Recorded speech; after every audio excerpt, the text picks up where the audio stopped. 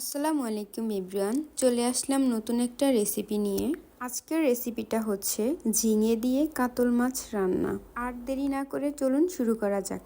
প্রথমেই আমি কাতল মাছটাকে ধুয়ে নিয়েছি। এর মধ্যে দিয়ে দিব 1 টেবিল চামচ লবণ, 1 টেবিল চামচ হলুদের গুঁড়া আর সামান্য পরিমাণ সরিষার তেল দিয়ে আমি এটাকে ভালোভাবে মাখিয়ে নিব। মাখানো শেষে আমি মাছটাকে ভেজে একটা সাইডে রেখে দেব। এরপর আমি নিয়েছি 1 কেজি পরিমাণ ঝিঙে। এটাকে আমি কেটে ভালোভাবে ধুয়ে নেব। এরপর চুলায় একটা পাতিল বসিয়ে এর মধ্যে দিয়ে দিব পরিমাণ মতো তেল।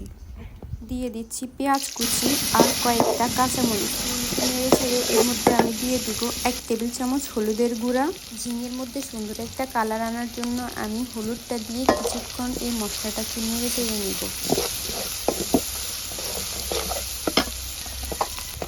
এরপর এর মধ্যে দিয়ে দিব স্বাদ মতো লবণ, দিয়ে দিচ্ছি 1 টেবিল চামচ মরিচের গুঁড়া, সাথে দিয়ে দিব একটা টমেটো কুচি।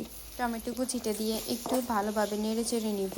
প্রায় 2 মিনিটের মতো আমি মশলাটাকে কষিয়ে নিব। মশলাটাকে ভালোভাবে কষানো শেষে এর মধ্যে আমি ঝিঙেটাকে দিয়ে দিয়েছি। ঝিঙেটাকে দিয়ে কিছুক্ষণ নেড়ে চেড়ে এটাকে আমি ঢাকনা দিয়ে রেখে দেব।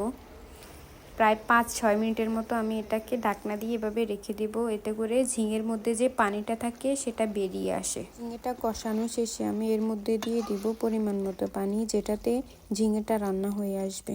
খুব অল্প পরিমাণ পানি দিতে হবে, প্রায় আমি 2 কাপের মতো এখানে পানি দিয়ে দিয়েছি। এরপর আমি এর মধ্যে দিয়ে দেব ভেজে রাখা মাছগুলো।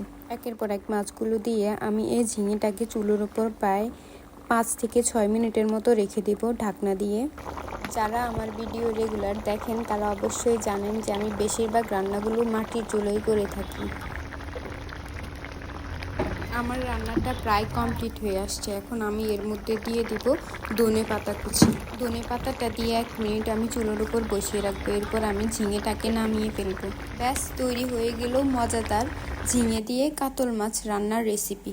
রান্নাটা কেমন লাগলো অবশ্যই কমেন্ট করে জানাবেন আর চ্যানেলটিকে অবশ্যই সাবস্ক্রাইব করবেন।